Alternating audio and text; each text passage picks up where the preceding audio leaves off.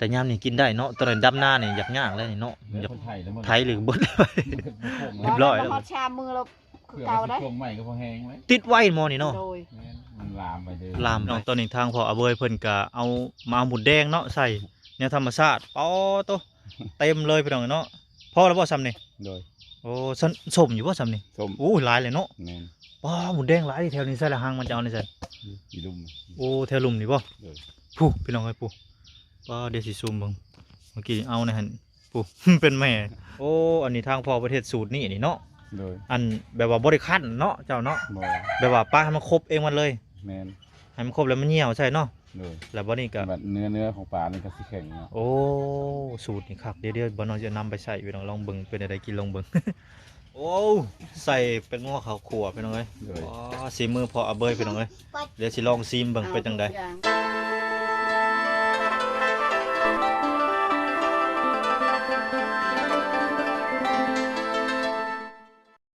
อ่ะน้องพี่น้องป้าเปิดภาพมามื้อนี้แต่เช้าเลยพี่น้องเนาะมืดตึ๊ดตื้อเลยมื้อนี้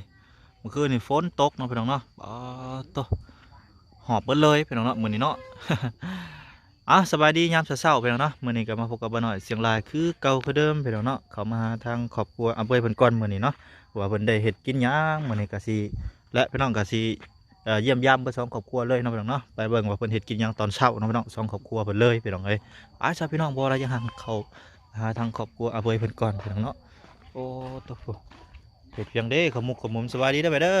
สบาย ดี ดี สบายดีสบายดีพอ สบายดี อ๋อเฮ็ดเพียงอะนะ กำลังสิซอยปลาก้อย เมาเอามาได้ใช้ผักมาเลย เอามาแต่บ้านลูกเอ้ย ป๊องามหลีกินกับปันแมงกะเรงหน่อไม้เนาะ โดย มีมนะบ่หน่อไม้มื้อนี้ โดย โอ้สิไปหาจะหน่อยเนาะบ่ย่างดอกหาผักมาก่อน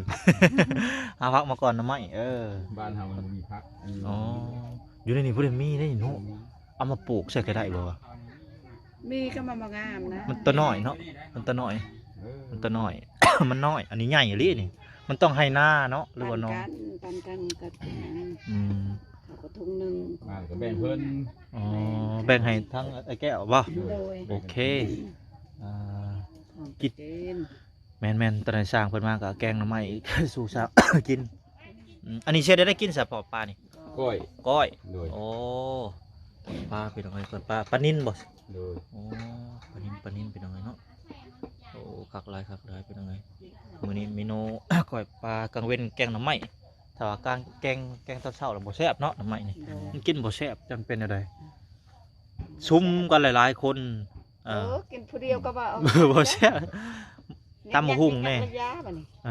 มันยากก็กินแล้วแซ่บเลย โดย คักได้กินข้าวหลายคนน่ะโป๊ต้องคือว่าย่างกินบ่ม คักม่วน กินผู้เดียวแล้วก็จอกอย่างนั้นแหละบ่แซ่บ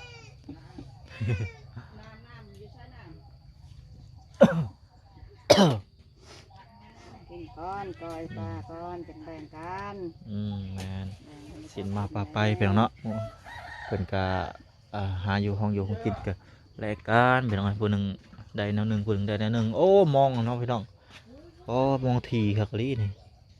มองปลาซิวมองปลาซิวคักอีหลีซื้อเท่าไหร่บัดนี้มองอันนี้ 108 โอ้ซื้ออยู่ไสอยู่ในนี่บ่ โดย อยู่ในจุดซุ้มนี่เนาะ โดย ใส่แถวตลาดได้หลาย มาได้ไปซื้อเอาไว้มาได้น่ะไปใช้มองกัน ฝนยังบ่หนักแฮงนะตอนใดปลาบืนขึ้นมานี่ น้ำยังลายอยู่นะเซ่ มันยังบ่บก อ่า มันสิบ่บก มันเซบกจะไปอันนั้นไปใส่ พอได้กินพอได้แจวแล้ว แมน เอาไว้พายะเพียง อืมนอกจากกินกับแกงหน้ำใหม่กินกับหยังไงอันนี้ได้ รับก้อยปลาเนี่ยก็แซ่บ ได้กันบ่ แม่น ข้อยก็เคยกินแต่แกงหน้ำใหม่แต่ว่าในอื่นบ่เคยกินกับจะสิกินกับแบบใด แล้วก็ก้อยปลา ก้อย เนี่ นี่ได้หมด โอ้ แซ่บ อืม แต่ตำบักหุ่งก็แซ่บอยู่เด้ เอ้านั่นบ่ แม่ ถ้าก็สิเคยได้ยินอยู่แล้วนี่ลองเบิ่ง กินหมดนะเพราะว่าคนทุกข์เนาะไอ้ช่าง แม่นกินกับได้เบิด ทุกอย่างลูกเอ้ย แต่ว่าบ่เคยกินซื่อ แม่น ๆแต่ว่ากินได้เบิดเนาะกับหยังก็ได้ บ่เบื่อ บ่เป็นหยังดอก ผักธรรมชาติพี่น้องเอ้ยแต่ว่า บ้านเจ้าหลาย หลายเนาะ แต่ยามนี่กินได้เนาะตอนนั้นดำหน้านี่ยากๆเลยนี่เนาะ เดี๋ยวคนไทยแล้วมัน ไทยหรือบ่ได้ เรียบร้อยแล้ว ฮอดชามมือเราคือ เพื่อ เก่า ว่า ได้ ช่วงใหม่ก็พอแห้งไหม ติดไว้หมอนี่เนาะ โดย แม่นมันลามไปเลย ลามไปเลย ตอนนั้นเขาไทยนาดำนาก็โอ้ผู้แลบบัดนี้ยามมันเขาใหญ่อยู่แล้วเนาะยามเขาเขียวมันก็เกิดขึ้นมาอีกบัดนี้หักปุ๋ยแล้วบัดนี้ย่าแต่ปุ๋ยแล้ว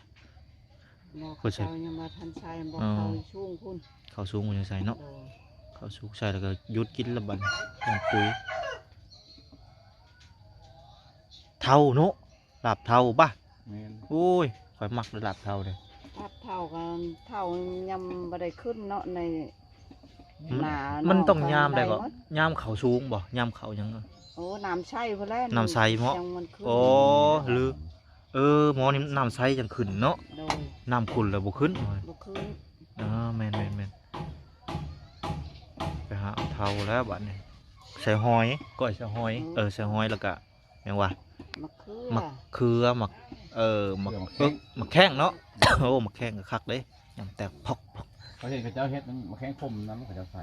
คือกันข่อยก็ตะกี้ข่อยก็บ่ได้กินนะมะแข้งขมอ๋อขมจนเขารับหูรับตา ยำไปยำมาหวานได้ขมแต่บิดแล้วบัดหวานปาก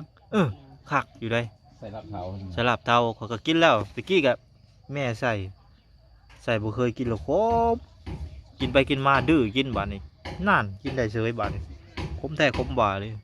มันยำไปยำมาก็จะหวานๆ ขมหวาน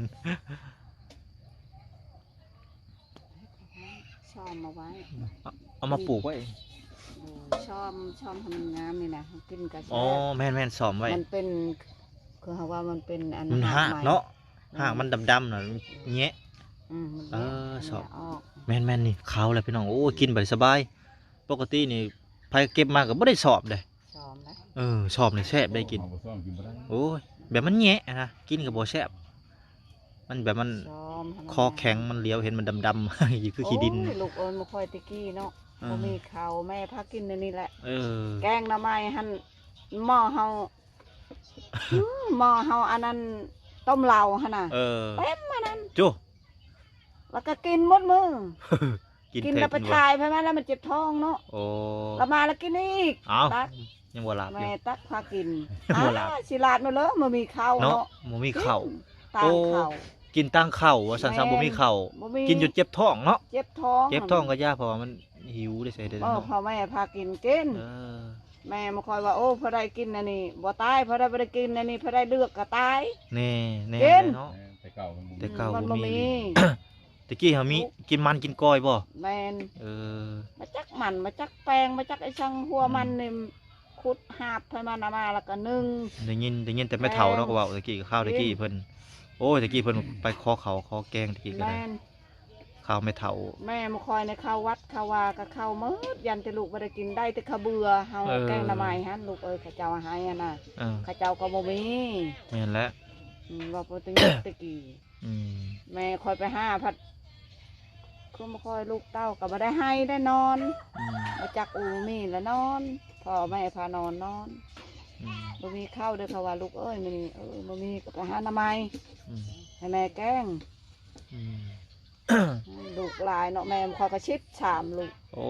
คือกันกับแม่เฒ่าข่อยใช่ แม่น ข้าวตะกี้คนตะกี้ลูกดกเลยเนาะ โด แบบบ่ได้ไปทางใดเด้ยาคุมก็บ่มีเนาะ บ่มี บ่มีอีหยังก็บ่มี ยาพันเมืองมีกะมันบ่ชุดนะ บ่ชุดคนตะกี้เนาะ คนคุกมือเนี่ยกุ้ยว่าเขาบ่เอาลูกหลายซะ สองคน เขาจะเอาช่องคนละยา ตะกี้จะไปหาชอกอยู่ก็เลย อืม ไป คนข้าวตะกี้บ่ได้ไปทางใดเด้ บ่ได้ไปทางใดมีแต่เฮ็ดหน้า อืม กลุ่มบ่กลุ่มกับชาวนานะฮันแหล้วยืนชาวนาถือผ้าเอาเลกระจกในมือบ่ได้ปะได้โคตร อืม ไปเลยเดี๋ยวนี้มันแม่นเฮาอึดเขาเฮาบ่มีเงิน เนาะว่าพื้นฮะ แม่น แต่ครับเปรียบเทียบ โดน ข้าวตะกี้นะคนบ่มีเงินบ่มีคำบ่มีเครื่องมือ โดน บ่มียาเลี้ยงลูกใหญ่ได้เฉย เชย รอดเฉย สมควรเก่ง เก่งบัดคนของมือนี่มีครบทุกอย่าง แต่ว่าเลี้ยงบ่เก่งอะไร เลี้ยงบ่ได้ ยอมวะ คน ก็ได้ ที่ วะ หันอดอีหลีรอ เออ หายันแต่ลูกบ่ได้กินพ่อกับแม่จักกินได้ซะ เป็นเลี้ยงลูกเลี้ยงเต่าเก่งนี่ได้ เออ คนคุมือนี่เลี้ยงลูกผู้หนึ่งสองคนก็ยังผิดกันอูถึกๆอยู่ เออ ได้เลี้ยงบ่กุ้มว่าซั่นเอ้า คนคู่มือนี่เขาสิเล่ร่อนกินเบียร์กิน อ่า เหล้าหน้า แม่น ตะกี้บ่ได้ไปกันเลยได้ อืม ขอยก็เลี้ยงลูก10คนก็บ่ได้ไปกันเลยเลี้ยงแต่ลูกอย่างเดียว ชัวร์แล้วเนาะ ไป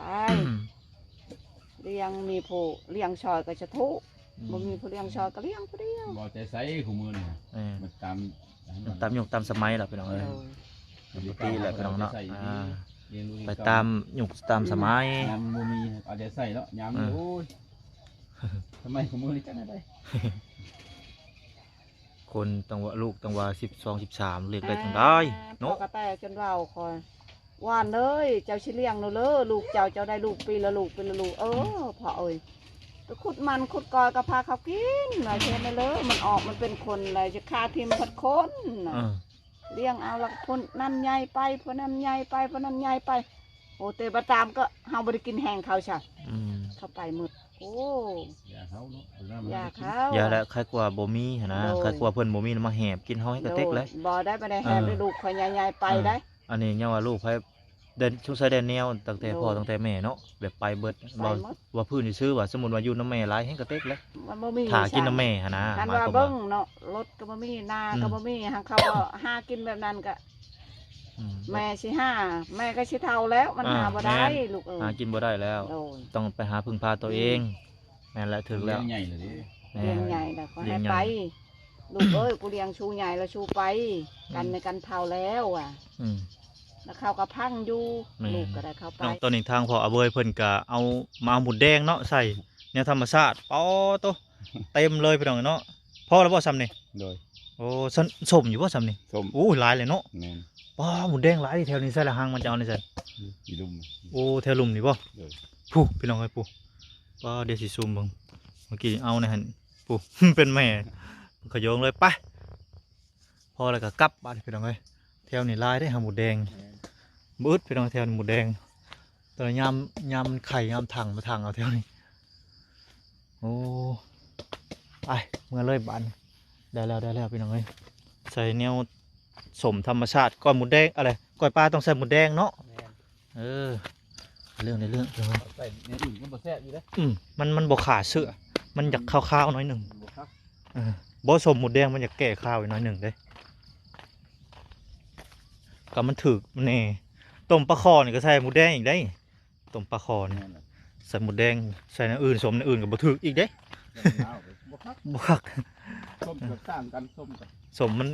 แนวใส่ก็ยังใส่เนาะสมบางนาวเนาะมันต้องตำบ่แจ่วบ่ไปนั่นน่ะแต่เอามาใส่สมแบบนี้บ่เข้ากันเลย มันต้อง อันนั้นเด้ต้มอึ่งบัดใส่สมมะขามใส่ใบบักขามต้มตีนงัวตีนควายเนาะ แม่น ใส่ใบบักขาม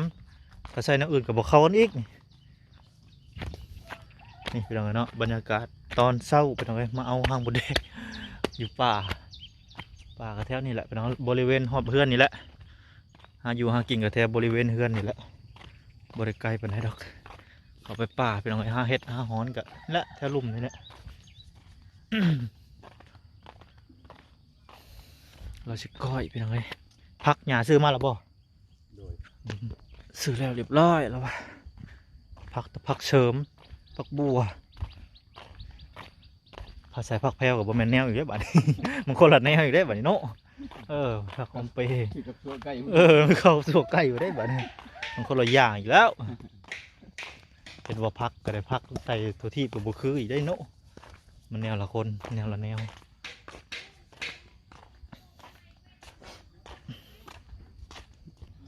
มาหอดจอดเทิงไปแล้วเนาะโอ้อันนี้ทางพอประเทศสูตรนี่เนาะ โดย อันแบบว่าบริคันเนาะเจ้าเนาะ บ่ แบบว่าป้าให้มันครบเองมันเลย แม่น ให้มันครบแล้วมันเหี่ยวใช่เนาะ โดย แล้วบ่นี่ก็ แบบเนื้อของปลานี่ก็สิแข็งเนาะ โอ้สูตรนี่คักเดี๋ยวบ่น้องจะนำไปใส่ไปลองเบิ่งเป็นอะไรกินลองเบิ่ง โอ้มีแต่ปลามันครบเองมันเนาะ โดย อืมเอาลองเบิ่งเป็นหน่อยเป็นจังใดขั้นตอนปรุงบัดนี้เนาะ กำลัง มาบาดนี่พี่น้องโอ้ใส่เป็นงัวข้าวขัวพี่น้องเอ้ย โดย ว้าสีมือพอเอาเบยพี่น้องเอ้ยเดี๋ยวสิลองซีมเบิ่งเป็นจังใด เอาทุกอย่างใส่ อ๋อ นี่ ทางนี้กำลังอันบ่เป็นหยังลูกทุ่งบ่เป็นหยังบ้านเฮาบ่มีหยังหลายหรอกใส่รถบ่คืออยู่ในเมืองเด้อยู่ในเมืองมันเปื้อนอยู่บ้านเฮาบ่เปื้อนปานใดดอก ใส่เลยแบบธรรมชาตินี่แหละพี่น้องเอ้ย ข้าวพอข้าวแม่ข้าวกับแบบที่ละชิขั้นบ่ โดย โอ้ขั้นกับใส่ถุงยางเลยเอ้าพี่น้องไอ้บ่ได้ใส่กระบอก บัดนี้ทำ อ๋อขอโทษเข้าไปพี่น้องมันข้าวครัวเขาดังไอ้แก้วก็มาเป็นผู้ช่วยว่านี่โอ้แก้วมาเป็นผู้ช่วยเนาะ บ่เคยกินน้ำกันอยู่น้ำกันเด้ แม่น เนาะ ไปจัดการเลยบัดนี้ เวลาหอมมันก็เอาไปครับ ใส่ผงชูรสหรือแป้งนัวพี่น้องโอ้หอมบุกกลุ่มผมบ่ นะข้าวครัวหอมจนเป็นสมัคร สีคนดัง สีดังโอ้ยมุนคักเลยตำมุนคักเลยเป็นสีดังเลยเนี่ยบดคักบดเนี่ย ขอไปพี่น้องข้าวครัวเขาดัง โอ้ อะไรอยากจำเลย กับครัวหมกพริกนึงถ้าสมัครคักเปียงเลย เดี๋ยวแล้วแม่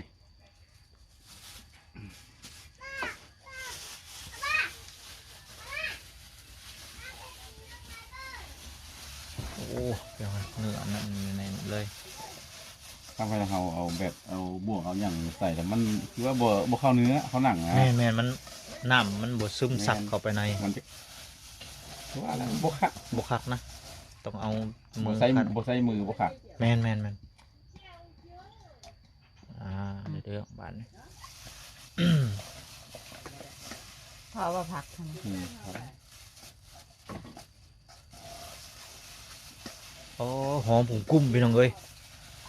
ก้อยปลาพี่น้องก้อยปลาเมื่อนี่ทั้งขอเบยเป็นเห็ดสร้างเองเหมือนมาครับสุดยอดเลยสมกับธรรมชาติบุดแดงพี่น้องเนาะหมักนาวเฮานี่มัน ำโดย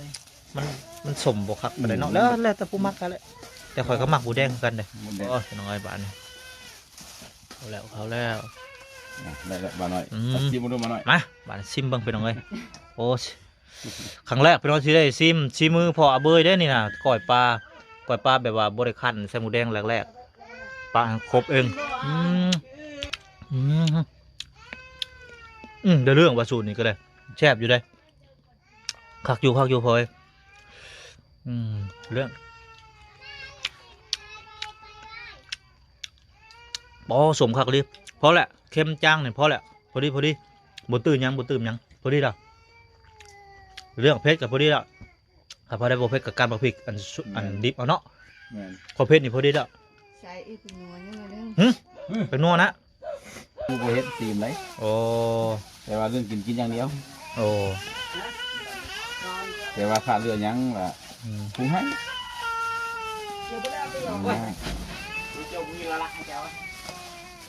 เอ้าท้องนอกบัดไห้พี่น้องเอ้ย อืม ใครมาห้องเพลงให้ฟังบัดนี้ อ้าวชิมเบิ่งอีก เสียงอีก เป็นได มันตังมันนัวคัก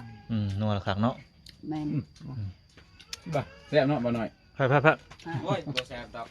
ชัด มาชิมมาชิม บ่แล้ว เห็นไหม บ่ซีดเนาะ กินเลยบ่ ๆ บ่เคยกินนะ สิแบ่ง กินบ่ได้ แซ่บแล้วแซ่บแล้ว เอาเบยมาซิมเลยไปได้สบายดีโอเค แซ่บคัก อ๋อตัวเสียงยังมันเสียงบกวีนห้องแล้วมั้ ตัวเดี๋ยวเรื่องพี่น้องกันบันเนาะหลายครับพี่น้องเนาะการนี่แหละพี่น้องครอบครัวไก่กันเนาะถือเป็นพี่เป็นน้องกันสินมาป่าไปพี่น้องเนาะผู้หนึ่งได้แล้วหนึ่งผู้หนึ่งได้แล้วหนึ่งก็แลกอันยังก็แลกอาหารกันเนาะพี่น้องเนาะยืนใส่ยืนขัวสามัคคีอยู่นำกันเนาะพี่น้องเนาะโอ้มาเห็นครอบครัวทั้งไอ้แก้วกับเบยเพิ่นได้อยู่นำกันบัดนี้อบอุ่นหลายเนาะบัดน้อยก็ดีใจพี่น้องเลยได้เห็นเพิ่นอยู่นำกันสินมาป่าไปแบ่งของกินของอยู่นำกันเป็นมิตรภาพกันที่ดีเนาะพี่น้องเนาะเป็นพี่เป็นน้องกันว่าซั่นซะโดยมานี่ก็ทาง สร้างก็สิมาเฮ็ดเฮือนแล้วแล้วก็ทางทีมงานก็สิบ่ได้อยู่เนาะพี่น้องเนาะแต่ว่าบ่มีเรื่องอันหยังก็เรื่องเฮือนบ้านนั่นแหละเฮือนบ้านอาเบยเพิ่นเนาะก็บ่ฮู้กันเนาะพี่น้องอนาคตสิเป็นจังใดพี่น้องก็ติดตามกันไปเรื่อยๆเนาะพี่น้องเนาะโดยป้าซะพี่น้องพบกันอีพีหน้าสำหรับอีพีนี้ก็ขอกล่าวคำว่าสบายดีพี่น้องสบายดี